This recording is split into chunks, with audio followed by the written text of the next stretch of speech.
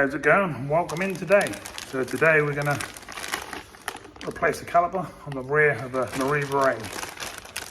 Meriva A's go to about 55, 56 plate before they change over. They're the early Mark 1s. This is what we're going to be changing.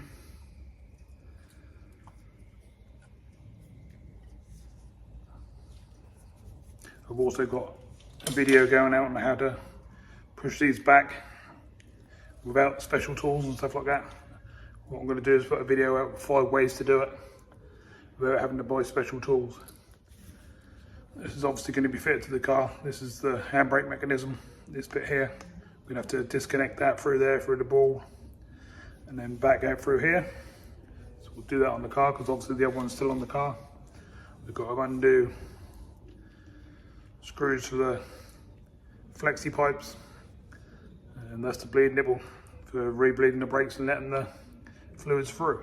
So the aim of the video is to show you how to do it yourself, and hopefully you can save yourself some money, lots and lots of money. Garages are, from what I'm hearing at the moment, £100 plus an hour, which is quite crazy.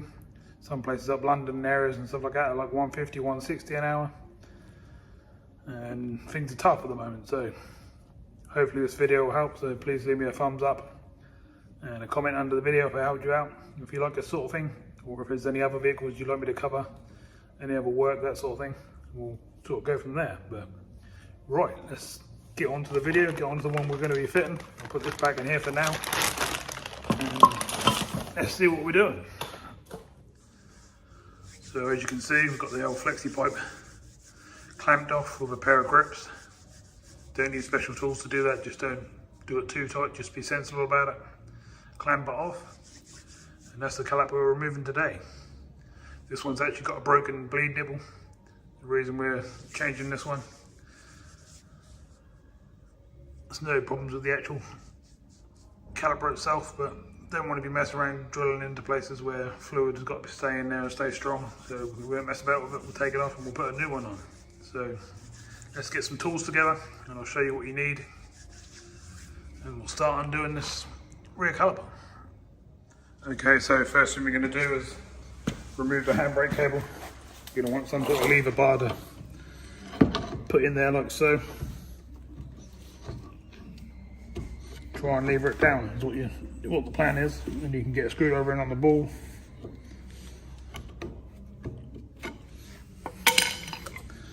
What we want is basically want this down, and we want this to go through there. Let's see if we can just pull that down with that. Normally I'll put the bar in there as you saw, but this one's playing up. You push it down like so, get hold of your cable, so that's what with the bar in there.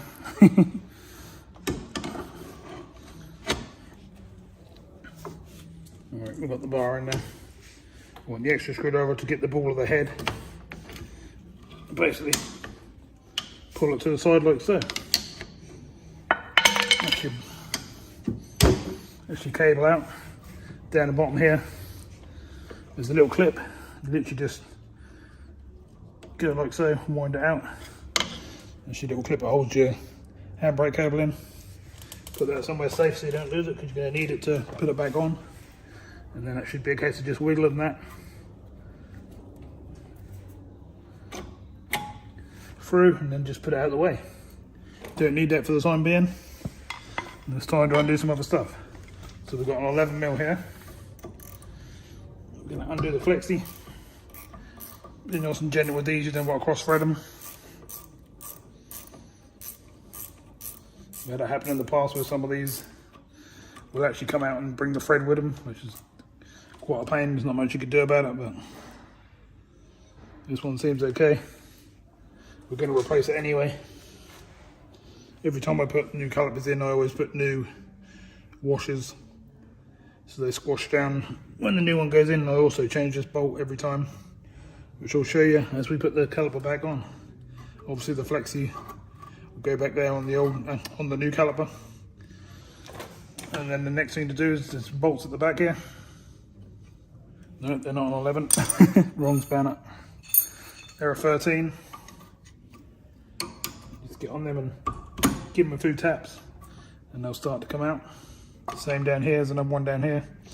A couple of taps with the hand should start turning, but what you will find is these inner nuts here will try and turn.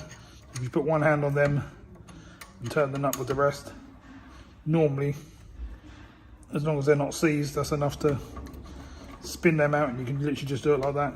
Or you can even do it with the other hand and spin them out. Sometimes they can be seized.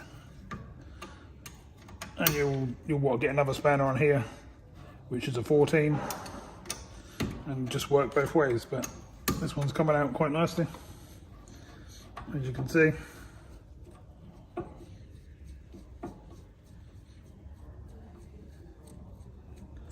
And that's the top one out. Same with the bottom. That one's spinning a lot more than what the top one was. So sometimes your other hand will hold it, other times that will spin so much that you can't hold it. Yeah, this one's a lot tighter, you see.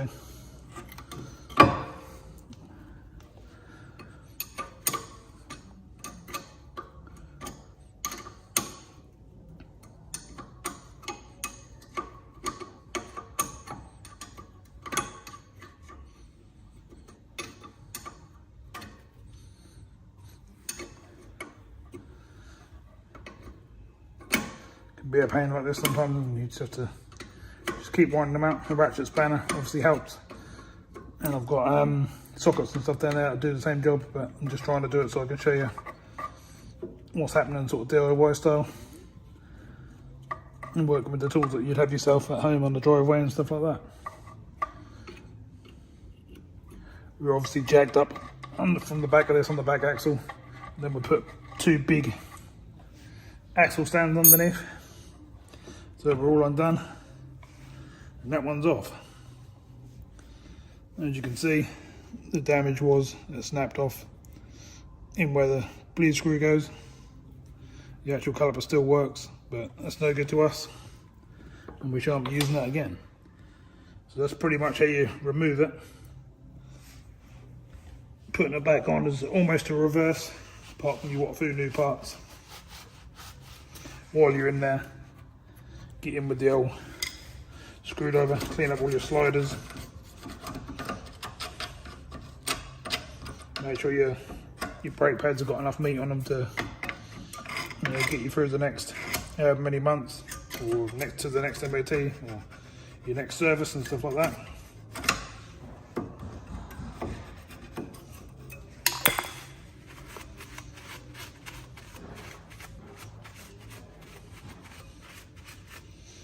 You just get in there with some brake cleaner. Give everything a good old wipe down.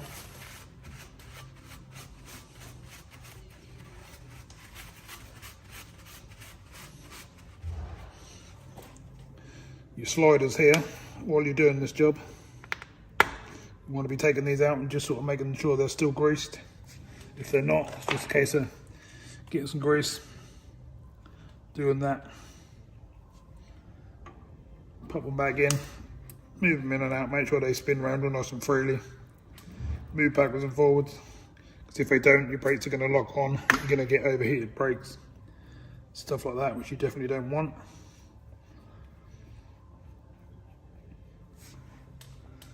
Same again, put that one back in,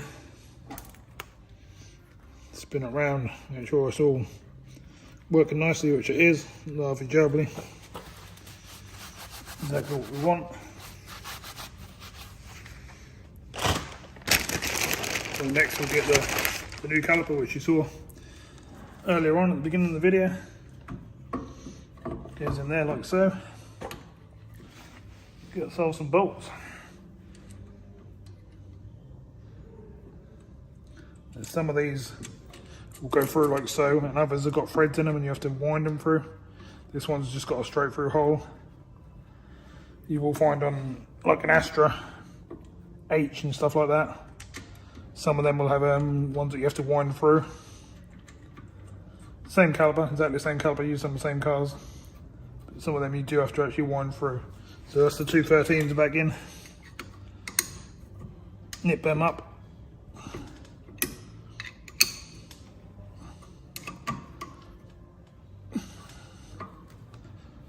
As you can see, the sliders are working exactly how they should. When you push the brake, they'll push across, or the piston will push across, and that'll grab. Exactly what you want.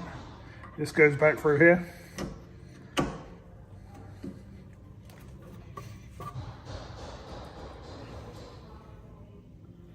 Like so. You need to push this down, get the ball into the handbrake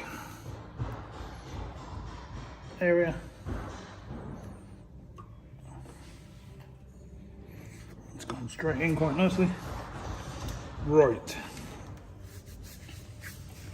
Next thing to do is the little clip we talked about earlier on goes in the bit of this cable here. Can be a bit fiddly. You have to get the cable right to the top, push it forward, and then that goes like so, facing forward. Now your cable can't come back out.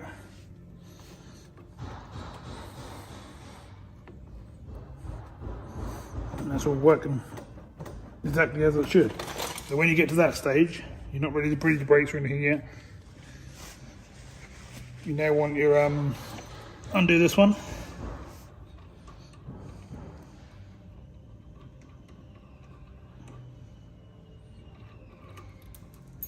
Don't drop the washers like I just did. As I was saying earlier on, I always get a new bolt. This is bought separate to the caliper, and 2 new washers. One washer goes on top like that on the bolt, and you bring your flexi down, got a washer there. That goes through the flexi. There's a washer between the bolt and the material. There's another washer at the bottom there. Line these up so they're straight.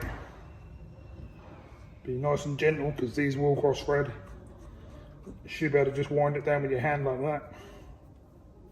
If it doesn't, then you've got problems and you need to be cleaning up the thread. You've got 11mm.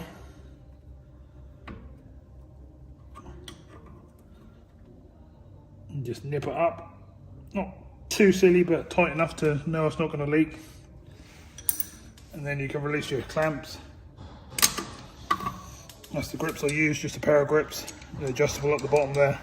Get them to the right sort of area and trap your fluid. Next thing will be take the little cover off on the bleed screw there. Now that should be a 11, which we'll put a socket over the top of.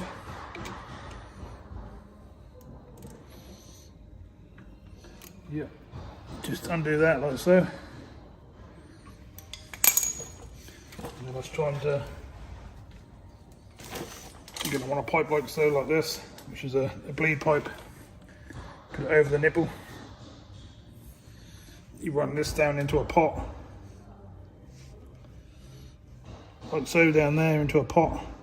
Make sure the fluid is coming sort of up here on the pipe, so you actually got fluid between there and there, so any trap there, you can see it bubbling out as you push the pipe up in the car. Best way to do this is release this bleed screw, probably half a turn, a whole turn, whatever you need to do to start getting the fluid through. Get someone to sit in the car with you. Ask them to sort of pump it 3, 4, 5 times. Then hold it down and let any air or anything go through. A couple more pumps, get them to hold it down, and as they're holding it down, get your spanner on the edge of this bleed screw and just turn it till it's tight, like so. Nip it right up while they've got the pedal held down, and then after that they can let go, and you can get them to pump it a few times, see if the pedal goes nice and solid, make sure you've got no leaks or anything. And if you're all good, start the car up, pump the pedal again, make sure it doesn't go to the floor or go halfway down or anything like that. And then if that's the case, away you go, ready to get on the road and test drive. So this is what I mean about having a pot with some fluid in, ready to go. You just run your pipe up to where I said, and then as you turn it, which I'll do now, you get some of the pumper pedal, and then you get lots and lots of bubbles coming through until you fill up the whole caliper full of fluid and the air start coming through. Obviously if your pot gets full like that, empty your pot into a suitable container, start using another one, and away you go. Your fluid's full on your caliper, and that should all work. It should be great. That's what everything looks like close up. There's your little clip in there on your handbrake cable. Make sure you got that right in like so. There's your sliders. Make sure your rubbers are good on your brakes as well.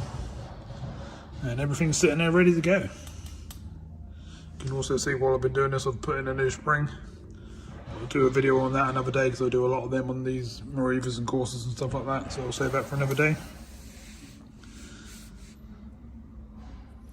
So hopefully that helped a fair few of you. Being able to remove the caliper, put it back on, bleed the system, and get yourself back on the road fairly quickly. Someone who's never done this sort of job before would, if you can do it in an hour, you still saved yourself a lot of money. But if not, even if it take you a bit longer, if it take you a weekend or something like that to get your back brakes sorted out, you're still going to save hundreds of pounds. So hopefully that's helped you out a lot. And just on the last little bit, I'll just show you underneath the car. Here we've got the old axle stands under there. And obviously we jacked up in the middle to get it to that standard and that height. So I'll show you that as we sort of sign out. And hopefully I'll see you again soon in another video, hopefully saving you some more money. Thanks a lot. I've been Carl, and this has been Waterside Adventures.